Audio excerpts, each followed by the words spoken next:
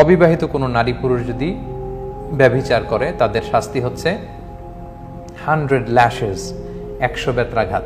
আর বিবাহিত যদি কেউ করে তাহলে তাদের শাস্তি হচ্ছে প্রস্তরাঘাতে মৃত্যুদণ্ড, যদি 4 জন সাক্ষী এখানে থাকে, প্রত্যক্ষ সাক্ষী। তো সাধারণত প্রত্যক্ষ সাক্ষী তো পাওয়ার কথা না, কারণ কেউ যদি এরকম পাপে লিপ্ত হয় তারা সেফটি, সিকিউরিটি এবং নিজেদেরকে হাইড করেই তারা এই পাপ কাজ করবে, ফলে সাক্ষীর মাধ্যমে আসলে এটা পাওয়া যায় না আনলেস তারা যদি অ্যাকনলেজ না করে। তো বিবাহিতদেরকে এত ডেথ পেনাল্টি, অবিবাহিতদেরকে 100 বেত্রাঘাতের কারণ হচ্ছে বিবাহিতদের তো পবিত্রভাবে হালাল পন্থায় যৌন ডিজায়ার এটা ফুলফিল করার সুযোগ আছে, তারপরেও কেন তুমি পরকিয়া করে এই পাপ সম্পর্কে জড়ালে, তাই এই শাস্তিটা ভয়ঙ্কর। আর যদি অ্যাডাল্টারি না হয়ে ফর্নিকেশন হয়, অর্থাৎ সূরা নূরের 2য় আয়াতে বেসিক্যালি ফর্নিকেশনের কথাই বলা হচ্ছে যে অবিবাহিত নারী পুরুষ যদি এই পাপ কাজে জড়িত হয়, লোক চক্ষুর সামনে খুব নির্দয়ভাবে তাদেরকে এই 100 বেত্রাঘাত করতে হবে, যাতে করে সমাজে এই পাপের দিকে কেউ আর পা না বাড়ায়। So now the question arises যে ইসলাম এই ব্যাপারে এত কঠোর কেন? একটা প্রাপ্তবয়স্ক ছেলে এবং মেয়ে তারা যদি মিউচুয়াল কনসেন্টের মাধ্যমে, অর্থাৎ পারস্পরিক সম্মতি নিয়ে লিভ টুগেদার করে, একসাথে থাকে, দৈহিক সম্পর্কে জড়ায়, সো হোয়াটস ইউর প্রবলেম? ইসলামের সমস্যাটা কোথায়? এই প্রশ্ন আমরা প্রায় শুনি। সম্মানিত সুধী, এই প্রশ্নগুলো হচ্ছে যারা নফসের পূজারী, যারা নিজেদের ডিজায়ারের পূজা করে, এগুলো তাদের প্রশ্ন। কিন্তু আপনি যদি প্রকৃত অর্থে মানব কল্যাণের কথা ভাবেন, একটা সিস্টেমেটিক সামাজিক রীতিনীতির কথা ভাবেন, তাহলে আপনি বুঝতে পারবেন যে এই কথার মধ্যে কত সমস্যা লুকিয়ে আছে। তারা প্রায়ই বলে যে আমি তার সাথে, একটা নারী একটা পুরুষের সাথে মিউচুয়ালি তারা লিভ টুগেদার করেছে, একসাথে থেকেছে, তাতে ইসলামের সমস্যা কোথায়? আপনি যদি কোরআনের লেন্স দিয়ে এটা দেখেন তাহলে দেখবেন যে এখানে অনেক সমস্যা আছে, কারণ ইসলাম আমাদেরকে একটা কল্যাণ রাষ্ট্রের কথা বলে। এখানে এত সমস্যা যেটা এই স্বল্প পরিসরে আমি আপনাদেরকে শেয়ার করতে পারবো না। আমি একটা হিন্টস আপনাদের সাথে শেয়ার করি। সম্মানিত সুধী, এই বিবাহ ছাড়া, বিবাহ বহির্ভূত এই হারাম সম্পর্ক, ব্যভিচার, পরকিয়া, এই গার্লফ্রেন্ড বয়ফ্রেন্ড সম্পর্ককে ইসলাম নাকচ করেছে কেন? এর কারণ হচ্ছে, আমি যদি বাংলাদেশের বাংলাদেশ পার্সপেক্টিভে যদি বলি, বাংলাদেশের পত্রপত্রিকাতে প্রায় দেখা যায় যে ঢাকা মেডিকেল কলেজের এই ডাস্টবিনে মৃত বা জীবিত নবজাতক বাচ্চা পাওয়া যায়। জীবিত কখনো কখনো নবজাতক বাচ্চার লাশ। কিভাবে আসলো এটা? নিশ্চয়ই কোনো নারী এটা এখানে ফেলে দিয়ে গিয়েছে, এই বাচ্চার মা, এবং এটা তাদের পাপের ফসল, অর্থাৎ অবৈধ সম্পর্কের ফসল। তো এই যে বাচ্চাটা এখন বেড়ে উঠবে, তার বাবা কে, তার মা কে, তার ভবিষ্যৎ কি? আমরা আমাদের নিজেদের কোনো এনজয়মেন্টের জন্য তো আমরা অন্য কারো রাইটসকে ভায়োলেট করতে পারি না। এই যে একটা ছোট্ট বাচ্চা, এই বাচ্চার দায়িত্ব কে নেবে?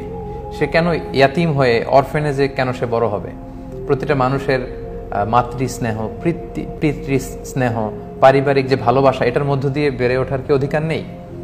কিন্তু প্রায় দেখবেন যে আমরা পত্রিকায় দেখি যে নবজাতকের লাশ পাওয়া যায়, কখনো নবজাতক ফুটফুটে বাচ্চা জীবিত আছে পাওয়া যায়, এবং তাদের বাবা নেই, তাদের মা নেই। তো ওই বাচ্চার জীবনকে এভাবে ধ্বংস করার অধিকার কিন্তু আমাদের নেই। তার রাইটসকে আমরা ভায়োলেট করছি, এটা হচ্ছে একটা সমস্যা। 2 নম্বর সমস্যা হচ্ছে ইসলাম লিনিয়েজ প্রিজার্ভেশনকে খুব গুরুত্ব দেয়, অর্থাৎ বংশ পরিক্রমা। এই যে ডাস্টবিনে পাওয়া ছোট বাচ্চাটা যদি কোনো অরফেনেজেও বড় হয়, তার বাবাকে কেউ জানে না, তার মাকে কেউ জানে না। আমি আমার বাবা, দাদা, পরদাদা, আমার পূর্বপুরুষের জেনেটিক্যাল ইনহেরিটেন্স নিয়ে বড় হয়েছি। আই হ্যাভ এ হিস্ট্রি, আমার একটা হিস্ট্রি আছে, আমার বাবা আছে, আমার দাদা আছে, আমার পরদাদা আছে, তাদের জেনেটিক্যাল সব ক্যারেক্টারিস্টিক্স আমার মধ্যে আছে। আমাকে যখন কেউ বিয়ে করবে তখন তারা চেক করবে যে সে ছেলেটা কোন বংশের, তার বাবা কি করে, দাদা কি করে, এটা জানার অধিকার মেয়ে পক্ষের আছে। আবার একটা মেয়ে, তাকে যখন আমি বিয়ে করব, তার বাবাকে, দাদাকে, পূর্বপুরুষকে, তার হিস্ট্রি কি, এটা জানার অধিকার আমার আছে। কিন্তু এই যে বাবা মা ছাড়া এই যে সন্তান জন্মগ্রহণ করলো, they don't have any history, their history is missing। তার বাবাকে আমরা জানি না, মাকে জানি না, তার জেনেটিক্যাল ইনহেরিটেন্স সম্পর্কে আমাদের কিছুই জানা নাই। এটা হচ্ছে ফাসাদ। এইভাবে সমাজে আমরা এই পাপ কাজের মধ্য দিয়ে ফাসাদ সৃষ্টি করছি। কিন্তু তাদের প্রশ্ন কিরকম ছিল দেখেন, তারা প্রশ্ন করেছে, আমি রাজি, ওই মেয়ে রাজি, পারস্পরিক সম্মতি, মিউচুয়াল কনসেন্ট নিয়ে আমরা মেলামেশা করলে তোমাদের সমস্যা কি, ইসলামের সমস্যা কি? Here is the problem dear brothers and sisters. এই জায়গাটাতে সমস্যা। ইসলাম লিনিয়েজকে প্রিজার্ভ করে, ইসলাম হিউম্যান রাইটসকে নিশ্চিত করে, এবং ইসলাম বিয়ের মাধ্যমে একটা পবিত্র সম্পর্কে জড়াতে আমাদেরকে উৎসাহিত করে। প্রিয় সুধী, বিয়েতে দায়িত্বশীলতা আছে, বিয়ের মধ্যে সামাজিকতা আছে, বিয়ের মধ্যে পবিত্র ভালোবাসার বন্ধন আছে। কিন্তু এই যে বিবাহ বহির্ভূত এই জিনা, ব্যভিচার, এর মধ্যে কি এগুলো আছে? কিছুই নেই। তাহলে সামাজিক এই যে আদি ভালোবাসার প্রকৃতি, আদি দাম্পত্য জীবনের যে পদ্ধতি, যেটা আদম আলাইহিস সালাম থেকে শুরু করে আসছে, সমাজের এই প্রতিষ্ঠিত প্রাকৃতিক পদ্ধতিকে তারা ধ্বংস করে দিচ্ছে। এইভাবে আপনি যদি চিন্তা করেন, অনেক ধরনের সমস্যা আছে এই ব্যভিচারের ফলে, সুদূর প্রসারে এই সমস্যাগুলো দ্বারা। এজন্য ইসলাম এই জিনাকে, ব্যভিচারকে একটা কগনিজেবল অফেন্স, অর্থাৎ রাষ্ট্রের হস্তক্ষেপযোগ্য একটা অপরাধ হিসেবে কনসিডার করে। আই রিপিট, প্রিয় ভাই এবং বোনেরা, ইসলামী রাষ্ট্র এই ব্যভিচারকে কগনিজেবল অফেন্স, অর্থাৎ এটা হচ্ছে রাষ্ট্রের হস্তক্ষেপযোগ্য একটা অফেন্স, অপরাধ, যেটা রাষ্ট্র এটাকে শাস্তি দিতে পারে। এবং সেজন্য আল্লাহ তাআলা শাস্তি বাতলিয়ে দিয়েছেন যে আয-যানিয়াতু ওয়াজ-যানি ফাজলিদু কুল্লা ওয়াহিদিম মিনহুমা মিআতা জালদা। তবে এটা খেয়াল রাখতে হবে যে এটা আপনি এই শাস্তি দিবেন না। আপনি দেখেছেন পাপ করেছে, আপনি শাস্তি দেওয়ার কেউ নন। It's not your business. এটা দিবে ইসলামী রাষ্ট্র। ইসলামী রাষ্ট্র যদি থাকে, এবং সেক্ষেত্রে 4 জন সাক্ষীর কথা বলা হয়েছে, প্রিয় ভাই এবং বোনেরা, এই ব্যাপারটা কিন্তু খুবই সেন্সিটিভ। 4 জন মিলে দেখেছে যে 2 জন নারী পুরুষ এক ঘরের ভিতরে ঢুকেছে, না, কিছুই প্রমাণিত হয় না। দেখেছেন যে তারা নেকেড হয়েছে, না, কিছু প্রমাণিত হয় না। আরো কিছু দেখেছেন, প্রমাণিত হয় না। ইসলাম বলে একটা সুরমাদানি থেকে, সুরমাদানির ভেতরে ঢুকিয়ে ঢুকিয়ে সুরমা নেওয়া হচ্ছে, ইন অ্যান্ড আউট করা হচ্ছে সুরমাদানি থেকে। এরকম প্রত্যক্ষদর্শী যদি 4 জন পাওয়া যায়, এবং তারা যদি কোর্টে এসে সাক্ষী দেয়, তাদের আলাদা আলাদা উইটনেস নেওয়া হয়, প্রত্যেকের কথা যদি মিলে, তাহলে শাস্তি দেওয়া হবে। আর তা না হলে তাদের প্রত্যেককে 80 বেত দেওয়া হবে। আপনি চাইলেই কারো ব্যাপারে এরকম অপবাদ ছড়াতে পারেন না। সত্যিও যদি কেউ ব্যভিচারে লিপ্ত হয় আর 4 জন সাক্ষী পাওয়া না যায়, ইসলামী রাষ্ট্র কিন্তু তাদেরকে শাস্তি দিবে না, কারণ এটা অনেক বড় একটা পানিশমেন্ট, প্রিয় ভাই এবং বোনেরা। 3 নম্বর আয়াতে আল্লাহ তাআলা বলছেন আয-যানি লা ইয়ানকিহু ইল্লা যানিয়াতান আও মুশরিকা। একজন ব্যভিচারী পুরুষ ব্যভিচারী নারী কিংবা মুশরিক নারী ছাড়া কাউকে বিয়ে করবে না। ওয়াজ-যানিয়াতু লা ইয়ানকিহুহা ইল্লা যানিন আও মুশরিক, ব্যভিচারিণী নারী ব্যভিচারকারী পুরুষ বা মুশরিক ছাড়া কাউকে বিয়ে করবে না, কারণ হুররিমা যালিকা আলাল মুমিনিন, এই জিনাকে আল্লাহ তাআলা বিশ্বাসীদের জন্য হারাম করেছেন। এই আয়াতের অনেকগুলো অর্থ হতে পারে। এক অর্থ হচ্ছে ব্যভিচারীর কপালে ব্যভিচারিণী জোটে, খারাপের কপালে খারাপই জোটে, এটা হচ্ছে সাধারণ নিয়ম। 1 নম্বর ব্যাখ্যা। 2 নম্বর ব্যাখ্যা হচ্ছে এই ব্যভিচার, বিবাহ বহির্ভূত সম্পর্ক, বিবাহ বহির্ভূত দৈহিক সম্পর্ক, ফিজিক্যাল রিলেশন, এটা এতটাই পাপের কাজ, ধমক হিসেবে এটা বলা হয়েছে। 3 নম্বর ব্যাখ্যা হচ্ছে এটা একটা স্পেসিফিক ঘটনার আলোকে নাজিল হয়েছে। এটা এক বেশ্যা নারীকে এক সাহাবী বিয়ে করতে চেয়েছিলেন। রাসূল সাল্লাল্লাহু আলাইহি ওয়াসাল্লাম বললেন, না, তুমি বিশ্বাসী পবিত্র মানুষ, তুমি কেন তাকে বিয়ে করবে? তাকে বিয়ে করবে তার মতো একজন পুরুষ।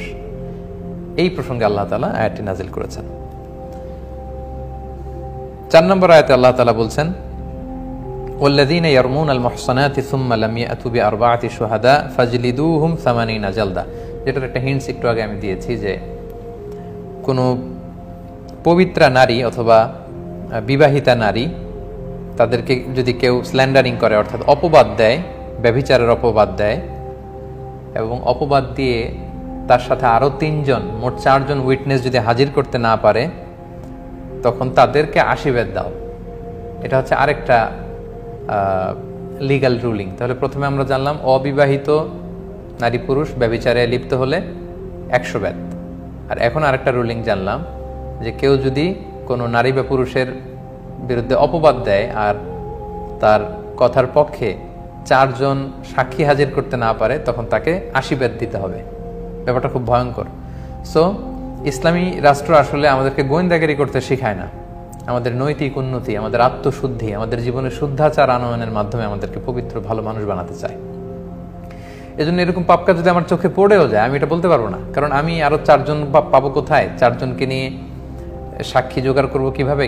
এবং এমন যদি হয় যে 4 জন আমরা সরাসরি দেখেছি কোর্টে সাক্ষী হবে আলাদা আলাদা। আমার কথার সাথে আরেকজনের কথা না মিললে তখন কোর্ট বলবে তোমরা মিথ্যাবাদী, আমাকে 80 বেত আমার পিঠে নিতে হবে। সো এই জন্য কেউ যাতে অন্যের পিছনে লেগে না থাকে এবং এগুলো যাতে বলাবলি করে না বেড়ায়, আল্লাহ তাআলা সতর্ক করে বলেছেন যে কেউ যদি কাউকে অপবাদ দেয় এবং তার পক্ষে 4 সাক্ষী আনতে না পারলে 80 বেত দাও, এবং ওয়ালা তাকবালু লাহুম শাহাদাতান আবাদা, তাদের সাক্ষী কখনো গ্রহণ করো না, তারা সাক্ষী দেওয়ার কোয়ালিটি হারিয়েছে। ওয়া উলাইকা হুমুল ফাসিকুন, কারণ তারা পাপাচারী।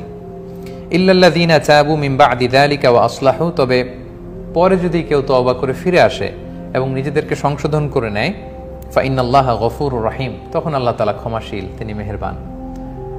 অর্থাৎ অপবাদের কারণে কেউ 80 বেত খেলো ইসলামী রাষ্ট্রে, কিন্তু পরে আবার এত পরহেজগার মুত্তাকি হয়েছে যে সে যে একজন ভালো মানুষ, সৎ মানুষ, সমাজে এটা প্রতিষ্ঠিত, তখন আবার তার সাক্ষী নেওয়া যাবে বলে স্কলাররা মতামত দিয়েছেন।